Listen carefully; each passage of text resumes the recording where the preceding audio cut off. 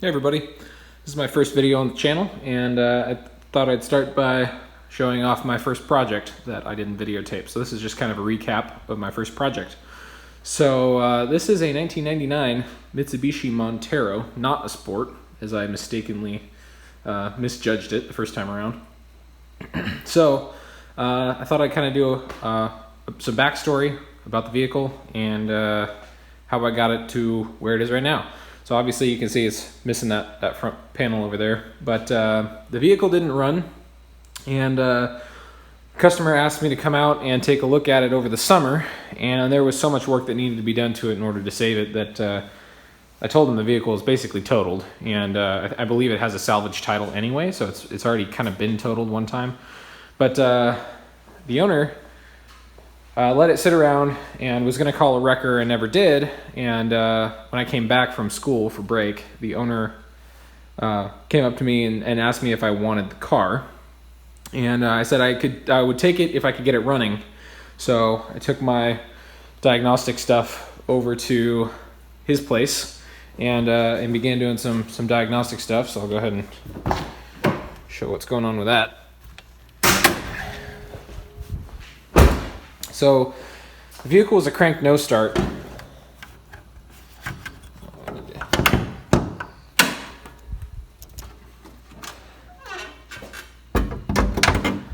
So the vehicle is a crank no start, and this is what we're dealing with. This is the 3.5 liter Mitsubishi engine from 1999, and there's kind of a lot going on here. So there was a check engine light.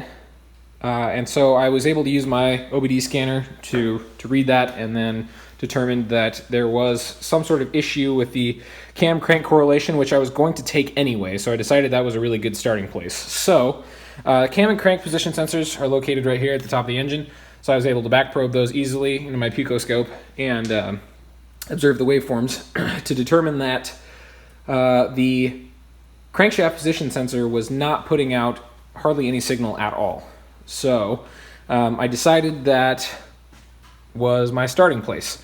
So this timing cover here had been cut open, and there's a bunch of stuff that was going on. There's RTV all over the place in here, and so I decided I would take it apart. So I pulled the radiator, I pulled the fan, I pulled the power steering, the AC compressor, the alternator, and then this whole metal bracket cover comes off, and then you can follow the sensor all the way down to the crankshaft.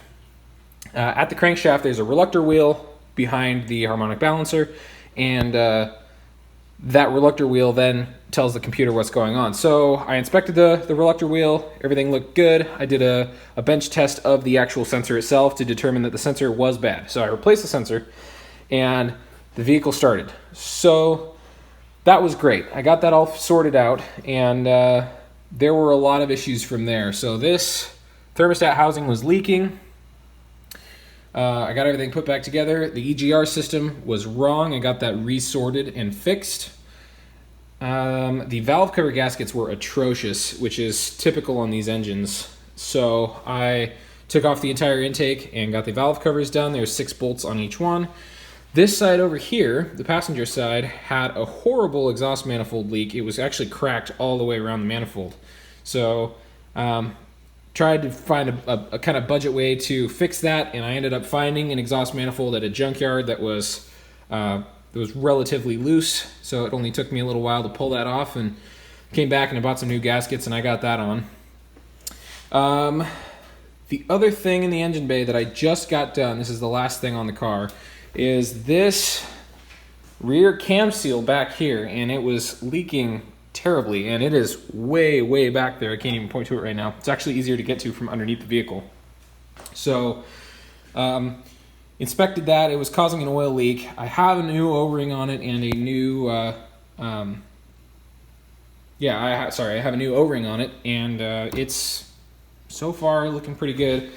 Got my kneel pad down here, and there's no oil drips, so that looks really good. Okay, and then as far as the interior goes, this door handle was broken, so pulled one out of a scrapyard and ended up having to combine the insides of the one from the scrapyard with the insides of the original. The door panels were completely covered in mildew, So are the seats.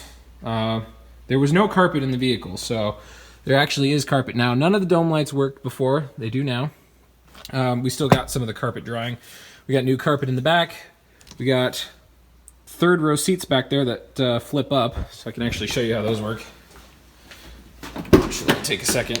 It's probably going to be really dark, but I'll show you how it works. So there's this clip up here. You push that in, and then the seat comes down. And there's this little lever that folds out, and then it clips right in, and then this back folds up. So it's a really cool system. It's missing from a lot of Monteros because it's kind of a pain in the hoo-ha, if you know what I'm saying. So, but anyway, new carpet back here, which is great. A bunch of these covers were missing that's on this back door, which you can't see because it's way too dark. The license plate lights were broken, so I had to pull those out, clean out the broken bulbs. I had to resolder everything back in. That was a pain in the butt, but it only took me about half an hour. On this side, this door panel was actually good. What else? Up here, the blower motor didn't work at all. It was completely covered in a mouse nest. I'll post a picture in the video, and you can see what that looks like, because it was just really bad. Like, it didn't blow at all. And the entire under the engine was covered in mouse nests. I was finding loose bolts everywhere. I had to find a bunch of bolts at the pick and pull, the U-pull-it, and to fill everything in. This speaker was unplugged, so I plugged that back in, cleaned that out. My dad pretty much detailed the interior to what it is now. This center console was completely broken, so this is actually a new center console. We found a used one. The four-wheel drive system worked great, fortunately. Dash gauges worked great, just had to recalibrate the compass. Up here, we've got our vanity lights that now work. They didn't before. The wire breaks like right in here where it kind of folds, and so it took a while to take those apart and figure that out, but once we figured that out, it was super easy.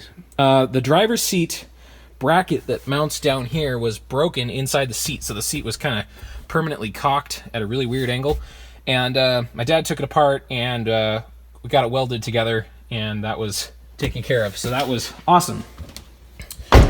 As we moved towards the front of the vehicle, front brakes were completely gone. As I stepped on the brake pedal, it had this horrible pulsing sensation, and it was this rotor over here. The pad had eaten, or the inside pad had eaten all the way out and cut into the rotor, which damaged it, and so I did brakes all the way around because I thought I would be safe, bled the brakes, everything works well, brakes awesome.